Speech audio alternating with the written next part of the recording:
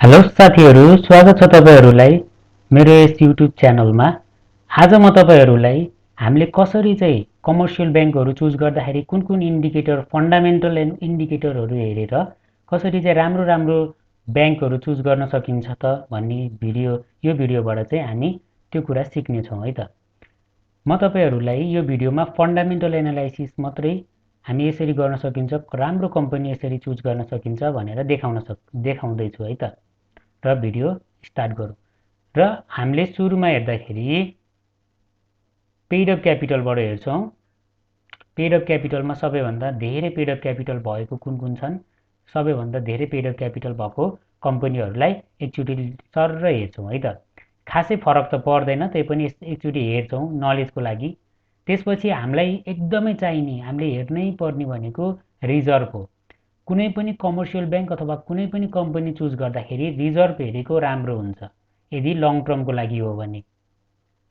Reserve हेर्दाखेरि सबैभन्दा धेरै रिजर्भ कसको छ भनेर हामी हेर्छौं। त्यसमा हामीले भेट्न सक्छौं एनबी नेपाल बैंक लिमिटेड, त्यसपछि नबिल, एडीबीएल, एनआईबी, ईबीएल, जीबीआईएमई, एसबीएल र एनआईसी एसिया। यिनीहरू चाहिँ रिजर्भमा स्ट्रङ देखिएका छन्। त्यस्तै रिजर्भ हेरिसकेपछि अर्को इन्डिकेटर, अब हामीले यहाँ जुन जुन कम्पनीहरू रिजर्भमा देख्यौं त्यो कम्पनीहरूलाई हामीले चाहिँ नोटिस गर्छौं है। त्यसपछि हामी जान्छौं डिपोजिट तर्फ। सबैभन्दा बढी रिजर्भ पछि हामी हेर्नुपर्ने मेजर इन्डिकेटर कमर्सियल बैंकको लागि चाहिँ डिपोजिट हुन्छ। डिपोजिट हामीले हेर्नुपर्ने हुन्छ। डिपोजिट हेर्दाखेरि हामीले देख्यौं एनआईसी एसिया, ग्लोबल आईएमई, त्यसपछि नबिल, एसबीएल, एनआईबी, प्रभु, ईबीएल र एनएमबी। अब अघि रिजर्भमा पनि परेको, अहिले डिपोजिटमा पनि परेको कुन बैंक छन् त भनेर हामी हेर्छौं है त। अब हामीले हेर्यौं अघि रिजर्भमा पनि परेको, अहिले डिपोजिटमा पनि परेको नबिल बैंक पर्यो, एभरेस्ट बैंक लिमिटेड पर्यो, ग्लोबल आईएमई पर्यो, सिद्धार्थ बैंक पर्यो र एनआईसी एसिया पर्यो है त। 1 2 3 4 वटा Nabil, EBL, global IME, SBL र एनआईसी एसिया गरेर 4 वटा बैंक पर्यो। अब डिपोजिट हामीले हेर्यौं। डिपोजिट हेरिसकेपछि लोन पनि हेर्नुपर्ने हुन्छ। कसले धेरै लोन दिएको छ त कस्टमरमा भनेर हेर्छौं है त। सबैभन्दा धेरै लोन दिने बैंक हामी हेर्छौं। अब यहाँ देख्यौं NIC Asia, global IME, Nabil, NIB, SBL, NMB, ADBL र प्रभु। अब अघि हामीले चुज गरेको थियौं Nabil, EBL, global IME, SBL र एनआईसी एसिया रिजर्भ र डिपोजिटबाट। रिजर्भमा पनि डिपोजिटमा पनि अगाडि भएको हेर्दाखेरि हामीले तिनीहरू चुज गरेको थियौं। अब त्यो बैंकहरू मध्ये पनि को पर्यो त, लोनमा चाहिँ कुन बैंकहरू पर्यो त भनेर हेर्छौं है त। त्यसमा चाहिँ अब नबिल छ कि छैन, अघि हामीसँग नबिल थियो, अहिले लोनमा पनि नबिल परेको छ है त। यहाँनिर लोनमा पनि नबिल परेको छ 3rd नम्बरमा। त्यस्तै नबिल 3rd नम्बरमा परेको छ। त्यस्तै अब ईबीएल एभरेस्ट बैंक परेको थियो अघि, अब हामी यहाँ खोज्छौं एभरेस्ट बैंकलाई। हामीले यहाँ एभरेस्ट बैंकलाई देखेनौं। एभरेस्ट बैंक यहाँ छैन, तलसम्म पनि सायद तलतिर होला सायद एभरेस्ट बैंक। एभरेस्ट बैंक चाहिँ तलै रहेछ लोनमा चाहिँ, त्यही भएर लोनमा अहिले तलै देखियो, त्यही भएर हामीले एभरेस्ट बैंकलाई यसबाट चुज गरेनौं। एभरेस्ट बैंकलाई हामीले हटाइदियौं। अब ग्लोबल आईएमईलाई हेर्छौं। ग्लोबल आईएमईले लोन कति दिएको छ त भने ग्लोबल आईएमई 2nd नम्बरमा पर्यो, यो पनि चुज गर्छौं। एसबीएल हेर्छौं। एसबीएल पनि यहाँ परेको छ, यसलाई पनि हामी चुज गर्छौं। एसबीएल पनि चुज भयो। अब एनआईसी एसियालाई हेर्छौं। एनआईसी एसिया नम्बर 1 मै परेको छ, यसलाई पनि हामीले चुज गर्छौं। अब यति चुज गर्दाखेरि हाम्रो फन्डामेन्टल्ली स्ट्रङ, एकदमै मजबुत कम्पनीहरू यहाँबाटै पत्ता लाग्छ। यति इन्डिकेटरबाटै धेरै राम्रो कम्पनीहरू पत्ता लाग्छ, फन्डामेन्टल्ली स्ट्रङ कम्पनीहरू, जसमा चाहिँ NIC Asia, global IME, Nabil र सिद्धार्थ बैंक लिमिटेड यतिबाट पर्यो। रिजर्भ, डिपोजिट, लोनबाट चाहिँ तीनटालाई हामीले आधार मानेर हेर्दाखेरि तीनटैमा भएको चाहिँ NIC Asia, global IME, Nabil र सिद्धार्थ बैंक देखियो। अब यति त हामीले हेर्यौं। अब नयाँ कम्पनीहरू कसले ग्रोथ गरिरहेको छन् त भनेर पनि हामीले हेर्न पर्यो। ग्रोथको अनुसारमा पनि हामीले कम्पनी सेलेक्ट गर्नुपर्छ। यिनीहरू कम्पनी भनेको फन्डामेन्टली एकदमै स्ट्रङ छ, रिजर्भमा पनि धेरै छ, डिपोजिट पनि राम्रो छ। अब यिनीहरूसँग के हुन्छ भन्दाखेरि पेड अप क्यापिटल पनि अलि धेरै हुन्छ। र अब हामी हेर्छौँ नेट प्रफिटलाई एकचोटि। नेट प्रफिट चाहिँ एकदमै त्यस्तो महत्त्वपूर्ण हुँदैन, किनकि नेट प्रफिटमा हामीले धेरै जस्तो पेड अप क्यापिटल धेरै भएको कम्पनीलाई नै देख्छौँ क्या, नेट प्रफिट मात्रै हेर्छौँ भने। जसमा चाहिँ Nabil, global IME, NIC Asia, Nepal investment bank, यिनीहरू भनेको पेड अप अलि धेरै भएको कम्पनीहरू चाहिँ हामीले देख्छौँ नेट प्रफिटमा। अब नेट प्रफिटलाई त्यति साह्रै इम्पोर्टेन्स दिन जरुरी भएन। अब हामी हेर्छौँ इपिएस। इपिएस भनेको मेजर इन्डिकेटरै हो, यो त हेर्नै पर्छ कुन कम्पनीको इपिएस अर्निङ पर सेयर चाहिँ कति छ भनेर। अब हेर्छौँ हामी नबिललाई फर्स्टमा देख्छौँ, एनआइसी एसिया सेकेन्डमा। अब यहाँ नयाँ आयो सानिमा। सानिमालाई हामीले नोटिस गर्छौँ, हामीले सानिमालाई लेख्छौँ, किनकि इपिएस भनेको एकदमै इम्पोर्टेन्ट इन्डिकेटर हो, फन्डामेन्टल इन्डिकेटर। यो चाहिँ सानिमा यसमा परेको छ 3rd नम्बरमा। अब सानिमालाई हामीले चुज गर्छौँ। सिद्धार्थ ब्याङ्क हामीले पहिले चुज गरिसकेको छौँ होइन। अब प्रभु पनि पर्यो, प्रभुलाई पनि हामी चुज गर्छौँ। अब नेपाल बङ्गलादेश ब्याङ्क पनि पर्यो इपिएसमा। नेपाल बङ्गलादेश इपिएसमा पर्यो, तर यसलाई चाहिँ यहाँनिर मैले अघि डिपोजिटमा लास्टमा देखेको थिएँ, जुन चाहिँ हाम्रो सिभिल ब्याङ्कभन्दा पनि थोरै डिपोजिट छ नेपाल बङ्गलादेश ब्याङ्कको। त्यही भएर मलाई यो अलिक डाउट लाग्यो। सबैभन्दा कमर्सियल ब्याङ्कहरूमै सबैभन्दा थोरै डिपोजिट भएको ब्याङ्क रहेछ यो डाटा अनुसार। सो मैले चाहिँ यसलाई चाहिँ नेपाल बङ्गलादेश ब्याङ्कलाई चाहिँ डिपोजिट सबैभन्दै कम, एकदमै कम भएको कारणले गर्दाखेरि यसलाई चाहिँ मैले यहाँबाट इपिएस धेरै हुँदाहुँदै पनि अरू इन्डिकेटरमा राम्रो छ, अब हाम्रो के हुन्छ भन्दाखेरि डिपोजिट थोरै हुन बित्तिकै यिनीहरूको डिपोजिट थोरै हुन बित्तिकै यिनीहरूले धेरै लोन दिन सक्दैनन्। डिपोजिटै थोरै भइसकेपछि लोन दिन पनि सक्दैनन्। लोन दिन नसकिसकेपछि इन्ट्रेस्ट इन्कम पनि यिनीहरूको हुँदैन। त्यही भएर चाहिँ यिनीहरूलाई अलिकति त्यस्तो डिपोजिट नभएको कम्पनी चाहिँ अलिकति रिस्की नै मानिन्छ, मेरो विचारमा चाहिँ मलाई त्यस्तो लाग्छ है त। डिपोजिट थोरै भएपछि लोन दिन सक्दैनन्, डिपोजिटै नभएपछि लोन कसरी दिने धेरै होइन। अब लोन नदिएपछि इन्ट्रेस्ट इन्कम चाहिँ हुँदैन क्या। अनि त्यो भएको कारणले गर्दाखेरि मैले नेपाल बङ्गलादेश ब्याङ्कलाई यसबाट आउट गरिदिएँ। अब नेपाल ब्याङ्क लिमिटेड परेको छ होइन। नेपाल ब्याङ्क लिमिटेड अघि रिजर्भमा पनि परेको थियो, तर यहाँनिर चाहिँ डिपोजिटमा पनि, डिपोजिट अथवा लोनमा चाहिँ नेपाल बङ्गलादेश ब्याङ्क यो नेपाल ब्याङ्क लिमिटेड परेको थिएन। अब यसलाई चाहिँ हामीले अप्सनको रूपमा हेर्न सक्यौँ है। फन्डामेन्टल स्ट्रङै हो, तर अब हेर्न सक्यौँ यसलाई पनि। अब नेपाल इन्भेस्टमेन्ट ब्याङ्क चाहिँ यहाँनिर पर्यो इपिएसमा चाहिँ। अब यहाँनिर हामीले मेजर हेर्नुपर्ने कुरा के रह्यो भन्दा सानिमा र प्रभु। सानिमा र प्रभुलाई चाहिँ हामीले हेर्नु पर्यो। अलि अगाडि नै छन् यिनीहरू। नेपाल बङ्गलादेश ब्याङ्क पनि हो, तर चाहिँ यसको डिपोजिट एकदमै थोरै भयो। कमर्सियल ब्याङ्कहरूमै सबैभन्दा थोरै डिपोजिट के कारणले भयो, तर अब त्यस्तो चाहिँ भएको छ है डाटा अनुसार चाहिँ। सो त्यो भएर पनि नेपाल बङ्गलादेश ब्याङ्क यहाँबाट आउट भयो है। अब रिटर्न अन इक्विटी हेर्नुपर्छ। रिटर्न अन, मैले चाहिँ धेरै जस्तो रिटर्न अन इक्विटी हेरिरहेको हुन्छु होइन। मलाई चाहिँ एकदमै राम्रो लाग्छ रिटर्न अन इक्विटी हेर्न। त्यसमा चाहिँ NIC Asia number 1, NIC Asia return on इक्विटीमा नम्बर 1। त्यसपछि सानिमा, प्रभु, पिसिबिएल पनि हामीले यहाँ रिटर्न अन इक्विटीमा चाहिँ पिसिबिएललाई देख्यौँ है त। पिसिबिएललाई पनि देख्यौँ। अब नबिललाई पनि हामीले यहाँ देख्यौँ र ग्लोबल आइएमई हामीसँग पहिल्यै थियो। ग्लोबल आइएमई, नबिल र सिद्धार्थ ब्याङ्क चाहिँ हामीले पहिल्यै चुज गरिसकेको छौँ। त्यसमा एड गऱ्यौँ अघि हामीले सानिमा र प्रभुलाई एड गऱ्यौँ है। सानिमा र प्रभुलाई एड गऱ्यौँ र अहिले चाहिँ यहाँनिर पिसिबिएल पनि परेको छ रिटर्न अन इक्विटीबाट। यहाँ अगाडिको जति इम्पोर्टेन्ट छ यिनीहरू पनि ग्रोथको हिसाबमा चाहिँ त्यत्तिकै इम्पोर्टेन्ट हुन्छ है त। रिटर्न अन इक्विटी राम्रो भएको कम्पनीहरूले धेरै राम्रो गर्न सक्ने, प्रफिट धेरै जेनेरेट गर्न सक्ने क्यापेसिटी हुन्छ। र यहाँनिर एनएमबी ब्याङ्कलाई हामीले देख्न सक्यौँ। Nepal Bangladesh bank return on इक्विटीमा पनि फेरि अगाडि देखियो, तर डिपोजिट नभएपछि यो मेजर इन्डिकेटर मैले डिपोजिट मान्छु।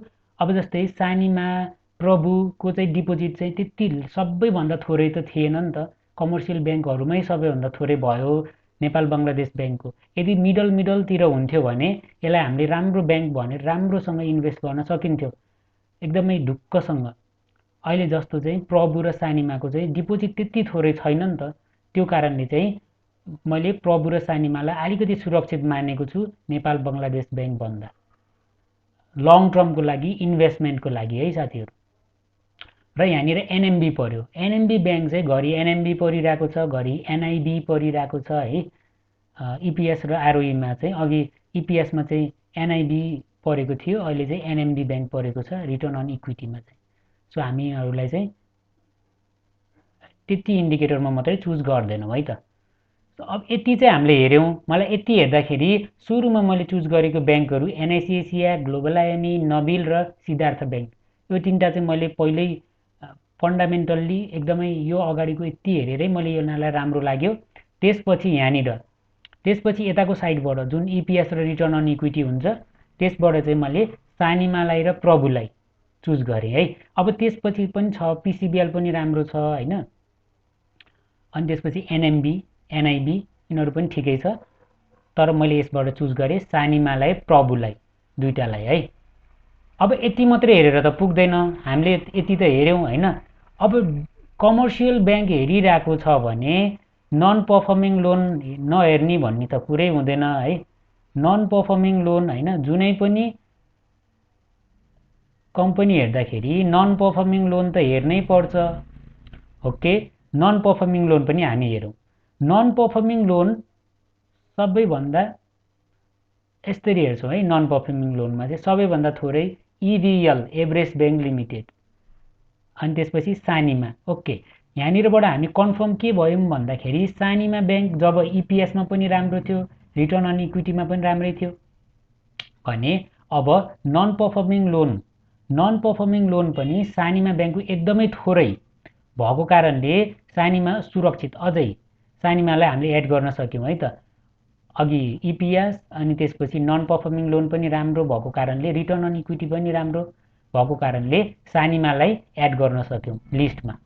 त्यस्तै एभरेस्ट ब्याङ्क लिमिटेड है, एभरेस्ट ब्याङ्क लिमिटेडलाई मैले यहाँ अगाडिबाट डिपोजिट नभएको कारणले, डिपोजिटमा अलि तल परेको कारणले प्राइस अलि महँगो भएको, यही प्राइस अलि सस्तो हुन्थ्यो भने मैले यसलाई लिन्थेँ होला, तर प्राइस यो रेन्जमा चाहिँ जस्तै हामीले सानिमा पाउँदा पाउँदै अनि पर्फर्मेन्सको हिसाबमा सानिमा पाउँदा पाउँदै एभरेस्ट ब्याङ्कमा जाने र भन्ने हुन्छ नि त। जबकि एभरेस्ट ब्याङ्क पनि एउटा राम्रो ब्याङ्क हो, रिजर्भको हिसाबमा चाहिँ एभरेस्ट ब्याङ्क स्ट्रङ ब्याङ्क हो, तर अहिलेको पर्फर्मेन्सको हिसाबमा यही लेभलमा स्ट्रङ ब्याङ्क त हाम्रो नबिल ब्याङ्क पनि छ हैन। प्राइस हाई होला तर चाहिँ पर्फर्मेन्स राम्रो छ इबिएलको भन्दा, त्यही भएर मैले इबिएलको अप्सन देखेको कारणले इबिएललाई लिइनँ। अनि त्यसपछि सानिमा ब्याङ्क पर्यो सेकेन्डमा। त्यस्तै एसबीआई ब्याङ्क परेको छ। एसबीआई अरू इन्डिकेटर कहीँ पनि नपरेको कारणले हामीले यसलाई लिँदैनौँ।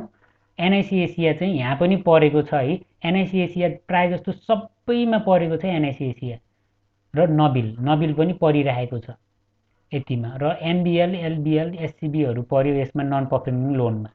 अब अघि हामीले चुज गरेको कुन कुन छ त त्यसबाट चाहिँ हामीले हेर्छौँ है त। पीसीबीएललाई हेर्छौँ, अघि हामीले हेर्दाखेरि देखेको 0.86 नन पर्फर्मिङ लोन, र हामी हेर्छौँ प्रभु ब्याङ्क नन पर्फर्मिङ लोन अलिकति रहेछ है, प्रभुको अलिकति धेरै रहेछ, र ग्लोबल आइएमईको नन पर्फर्मिङ लोन अलिकति धेरै रहेछ। ग्लोबल आइएमई र प्रभु ब्याङ्कले चाहिँ नन पर्फर्मिङ लोनमा अलिकति सुधार गर्नुपर्ने देखियो है त, अरू चाहिँ ठिकै भयो। नन पर्फर्मिङ लोनले गर्दाखेरि अब हामी हेर्न सक्छौँ, नन पर्फर्मिङ लोनले गर्दाखेरि यहाँनिर हेर्न सक्छौँ ग्लोबल आइएमईको नेट प्रफिट चाहिँ सेकेन्ड नम्बरमा छ, तर प्रफिट मात्रै, नेट प्रफिट होइन कि प्रफिट मात्रै, ओभरअल प्रफिट बिफोर प्रोभिजन गर्यो भने चाहिँ सबैभन्दा धेरै चाहिँ ग्लोबल आइएमईको हुन्थ्यो, तर ग्लोबल आइएमईको नन पर्फर्मिङ लोन हाम्रो चाहिँ नबिलभन्दा धेरै भएको कारणले गर्दाखेरि प्रोभिजन छुट्याउँदाखेरि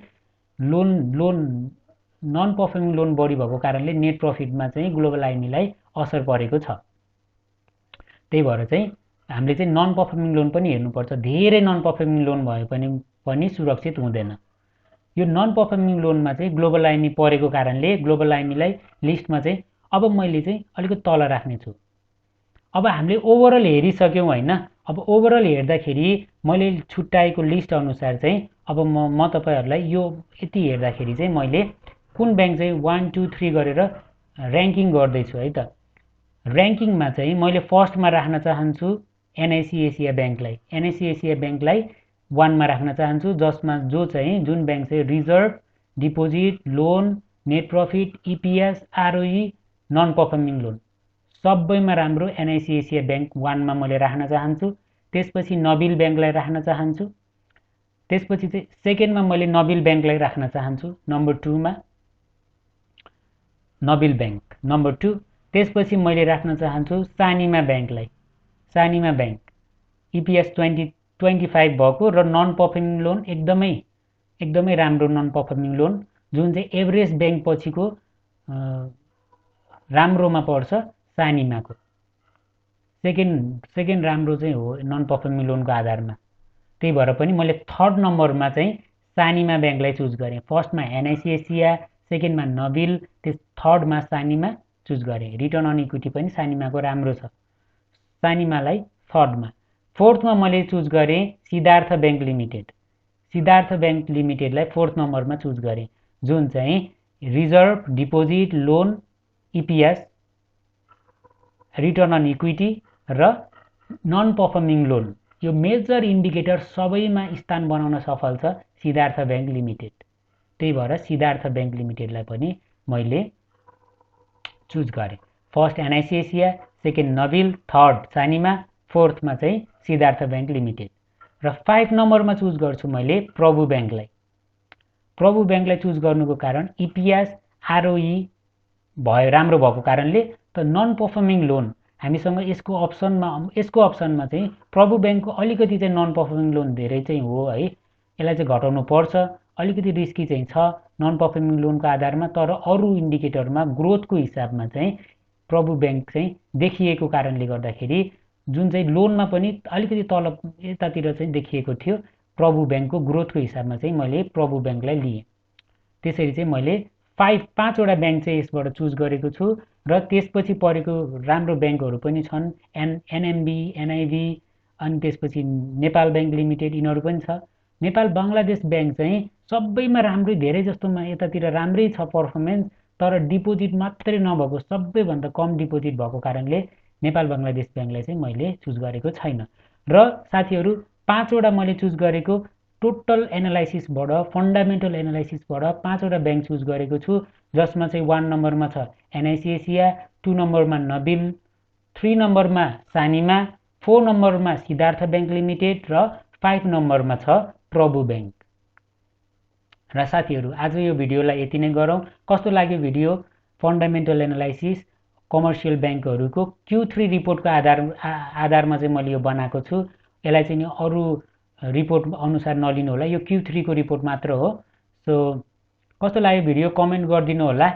आगामी दिनमा पनि यस्तै भिडियो एनालाइसिस गरेर लिएर आउनेछु। त्यतिसम्मको लागि बाई, थ्याङ्क यू।